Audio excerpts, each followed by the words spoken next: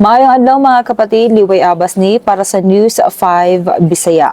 Nagpasangat og reklamo sa Office of the Ombudsman Visayas ang commentator nga si Edward Ligas Bato Camandawi City Mayor John Kiuano ug Barangay Kugon Kagawad Ian Negrido Arioja tungod sa giingong paglapas sa Anti-Graft and Corrupt Practices Act ug Local Government Code. Gipasanghinlan ni Ligas ang mga respondent sa illegal appointment o grave misconduct nga adunay kalabutan sa giingong pagkuha og pagpasweldo sa usa ka incumbent nga barangay kagawad ubos sa contract of service. Gihangyo usab ni Ligas ang ombudsman nga ibutang sa preventive suspension si Uwano samtang ginaimbestigaran ang kaso. Sa bahay ni Uwano, andam siyang moatubang sa reklamo nga gisang-at batok kaniya ug adunay katungdan si Ligas nga buhaton kini. Sumala niya kaniadto pod nagpasang-at pod og kaso si Ligas batok sa mga miyembro sa iyang pamilya abil na ang iyang igsuon nga si Congresswoman Emery Wano Dizon. Dugang niya at tubangon niya ang maong mga aligasyon sa tabang sa iyang legal team sa oras nga madawat niya ang kopya sa complaint. Giklaro sa alkalde nga nagresign na sa iyang pwesto ang giingong empleyado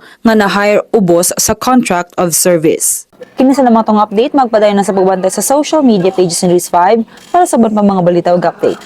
Amping tang tanan.